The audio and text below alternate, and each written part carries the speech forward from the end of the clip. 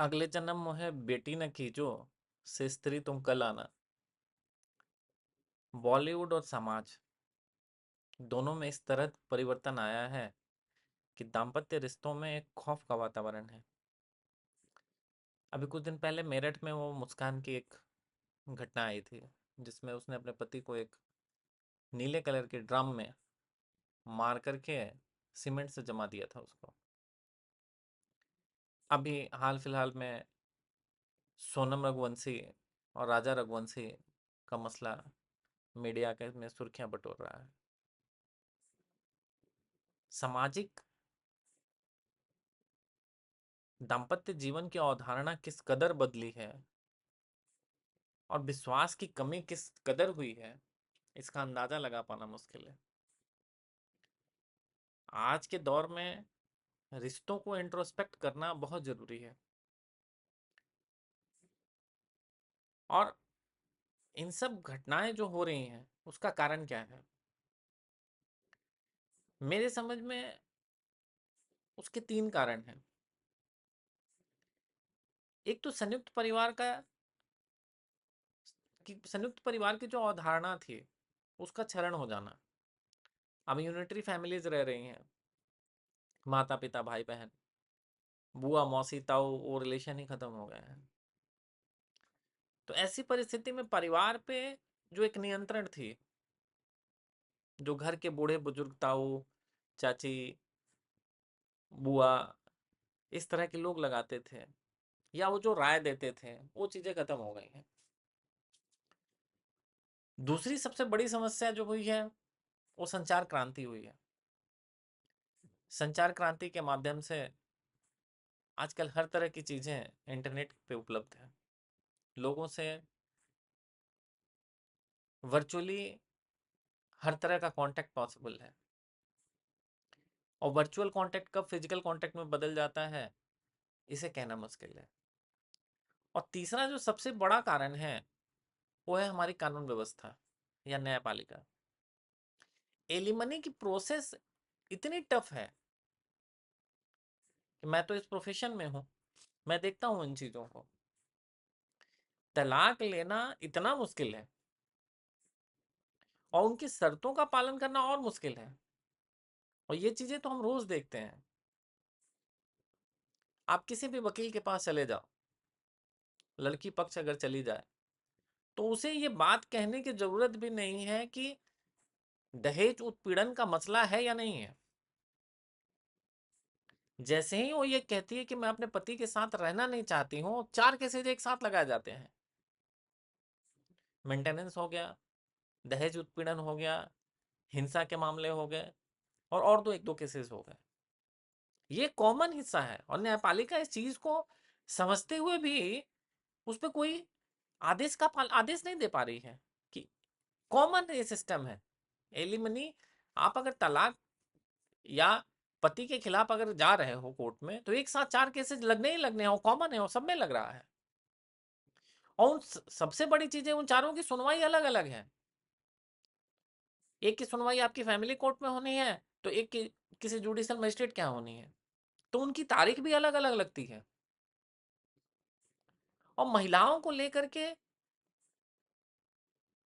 हमारे संसद यानी विधायिका और न्यायपालिका इस कतर टिल्टेड है कि पुरुषों के पास कोई औचित्य ही नहीं बच रहा है। मतलब आपका कोई इलिजिमेट सन है, उसको भी आपको अधिकार देना है। आपकी बीबी अगर किसी और के साथ रह रही है और आपको ये बात पता है, फिर भी आपको मेंटेनेंस देना है। तो इस तरह के कानून जब होंगे तो उसकी उसके जो रिप्लीकेशन होंगे वो इसी तरह के रिप्लीकेशन होंगे, वो पुरुषों की तरफ से हो या महिलाओं की तरफ से हो। 3 से 4 साल लग जाता है डिस्ट्रिक्ट लेवल पे, डिस्ट्रिक्ट कोर्ट्स में, फैमिली कोर्ट्स में। और जब वो मसला फिर हाई कोर्ट्स में आते हैं तो फिर वो आर्बिट्रेशन में जाते हैं कि भाई सब समझौता कराओ इनको। मेरी समझ में ये नहीं आता, जब 3 साल तक डिस्ट्रिक्ट जज या फैमिली कोर्ट का जज वो समझौता नहीं करा पाया तो हाईकोर्ट कौन सा समझौता करा देगी? उस उन सारी प्रक्रियाओं का पुनः पुनः उन प्रक्रियाओं को अपनाया जाता है हाईकोर्ट में, वो सारी चीजें फिर से चलती हैं। तो ये जितनी घटनाएं घट रही हैं, चाहे वो शादी के बाद पति पत्नी को मार दे या पत्नी पति को मारे, इसमें दो चीजें बहुत इंपॉर्टेंट हैं। जो पुरुष या स्त्री किसी किसी की हत्या करने की स्थिति तक पहुंच जाता है, जो यह निर्णय कर लेता है कि मैं इसकी हत्या कर दूंगा, या मैं उसकी हत्या करा दूंगा या करा दूंगी, या मैं सहभागी रहूंगा या रहूंगी, तो फिर वो अपने पसंद और नापसंद से शादी क्यों नहीं कर लेता है? फिर वो परिवार का दबाव का क्यों क्यों झेल पाता है? जब वो इतने बड़े दबाव को झेलने के लिए, वो एक अभियुक्त बनने के लिए, हत्यारा या हत्यारिन बनने के लिए तैयार है, तो फिर परिवार का दबाव उसके सामने कहाँ मायने रखता है?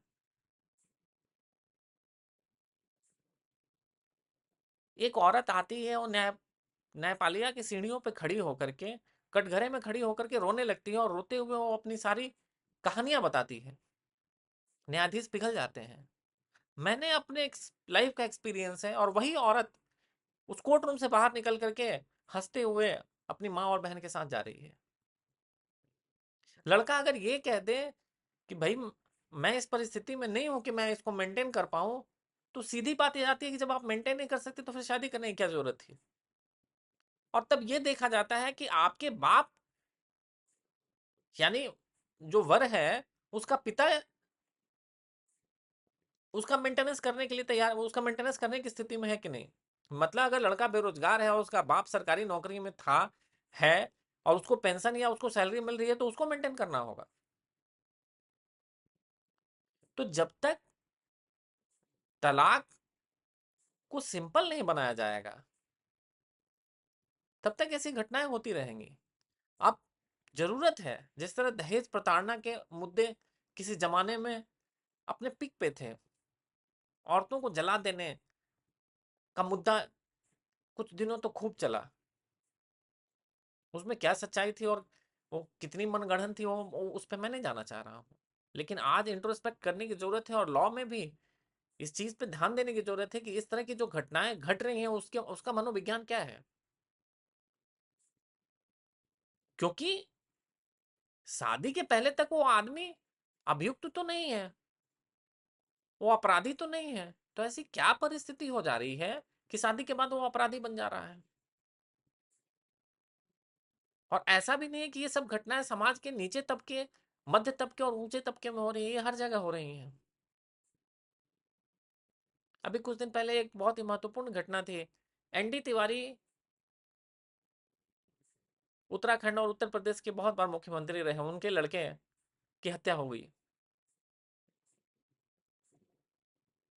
अभी जो ये राजा रघुवंशी वाला मसला है, इसमें तो हर आदमी ये सोच रहा था कि उसकी हत्या के बाद कहीं उसकी पत्नी की हत्या ना हो गई हो। उसमें बहुत सारे एंगल्स आ रहे थे। मीडिया में ये भी खबर आ रही थी कि कहीं वो ढाका तो नहीं चली गई हो, या उसका अपहरण तो नहीं कर लिया गया हो। लेकिन अंततोगत्वा हुआ क्या कि वो गाजीपुर से बरामद हो रही है।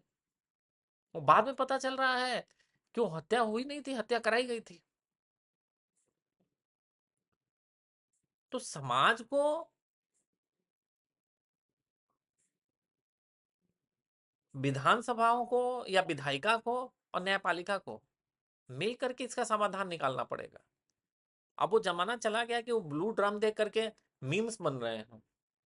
ये घटना किसी के साथ हो सकती है, जिस तरह से दहेज उत्पीड़न की घटना किसी के साथ हो सकती है, सिर्फ वो महिला है इसलिए काफी है कि उस दहेज उत्पीड़न का वो केस कर सकती है। उसी तरह से अब पुरुषों के भी हक पे ध्यान देना होगा, क्योंकि मारे तो पुरुष भी जा रहे हैं। मैं ये नहीं कह रहा हूं कि महिलाएं नहीं मारी जा रही हैं, लेकिन अभी तक समाज में ये होता रहा है कि महिलाएं पीड़ित होती थी। आप कोर्ट कचहरी में चले जाओ, फैमिली कोर्ट में चले जाओ, ऐसे हजारों लड़के आपको मिलेंगे जो अपनी नौकरी छोड़ के, व्यवसाय छोड़ करके कोर्टों और कचहरियों के चक्कर लगा रहे हैं, घरेलू हिंसा, तलाक और मेंटेनेंस के मामलों में। तो मेरा मानना है कि न्यायपालिका को, चूंकि विधायिका आधी आबादी की बात है, उसमें राजनीति आ जाएगी, तो वो कुछ करे ना करे, लेकिन न्यायपालिका को दो चीजें करनी होगी। एक तो तलाक के मामलों को थोड़ा इस तरह से करना होगा कि वो आसानी से उपलब्ध हो, और सामाजिक ताना बाना को छेड़े बिना वो हो। और दूसरा, न्याय को देखना महिला सशक्तिकरण के नाम पर पुरुषों का उत्पीड़न नहीं होना चाहिए। और कहीं भी अगर उत्पीड़न हो रहा है तो महिला पुरुष क्या, वो मानव जाति का उत्पीड़न हो रहा है। वो पक्ष हो विपक्ष हो, पुरुषों के भी उतने ही अधिकार हैं।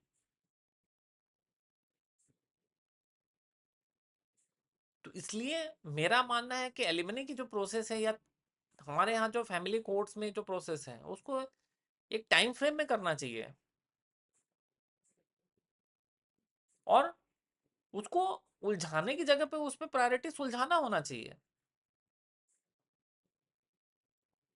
बार बार मीडिएशन में भेज देना, जब लड़का या लड़की दोनों में से कोई और दोनों साथ नहीं रहना चाहते हैं, फिर उन्हें बार बार मीडिएशन में भेजना क्या तुक बनता है? वो समय की बर्बादी है और उसके जीवन के महत्वपूर्ण बहुमूल्य समय की बर्बादी है। और इसके लिए मैं अपने समुदाय, वकील समुदाय को भी दोषी मानता हूं।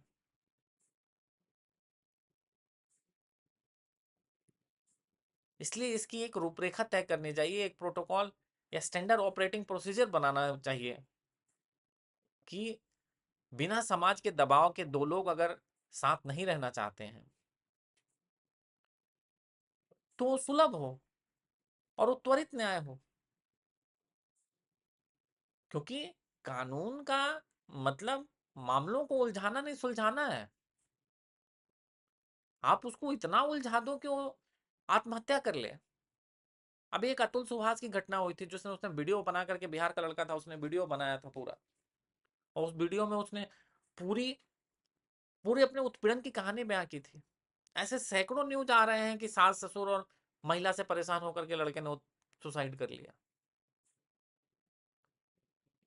मैं महिलाओं के अधिकार का पक्षधर हूं, लेकिन महिलाओं के अधिकार की चक्कर में पुरुषों का उत्पीड़न नहीं होना चाहिए।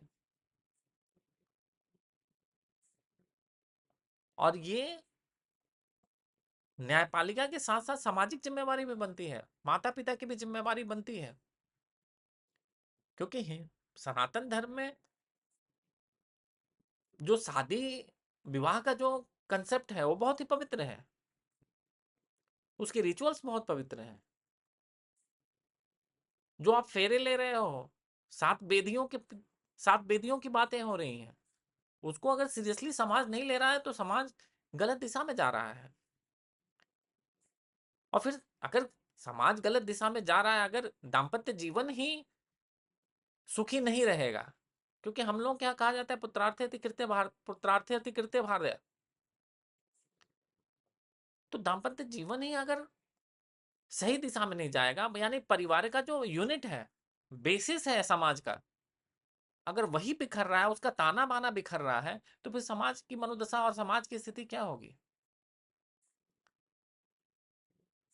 दो लोग जो जबरदस्ती एक साथ रह रहे हैं, वो अपने बच्चों का जो पालन पोषण करेंगे वो अवसादग्रस्त होंगे। तो इसलिए न्यायपालिका के साथ साथ समाज की भी जिम्मेवारी है ये। अरेंज मैरिजेज हो रहे हैं या लव मैरिजेज हो रहे हैं, उसमें एक काउंसलिंग का सिस्टम होना चाहिए और एक ऐसा इंडिपेंडेंट बॉडी होनी चाहिए जिससे लोग अपनी परेशानी बता सकें कि आखिर वो क्या परिस्थिति आ रही है कि कोई किसी की जान लेने को तैयार हो जा रहा है। चलो एक बात समझ में आती है कि शादी के 6 महीने बाद, 5 महीने बाद या 2 साल के बाद उस तरह की परिस्थिति बनी, लेकिन जो हाल फिलहाल की घटनाएं घट रही है, ये तो ऐसी परिस्थितियां हैं जो शादी के महज 1 महीने, 2 महीने और 10 दिन के अंदर घट रही हैं। तो अगर शादी के पूर्व किसी का किसी से संबंध है तो परिवार को उसको मान्यता देनी चाहिए, सामाजिक बंधनों को त्याग करके।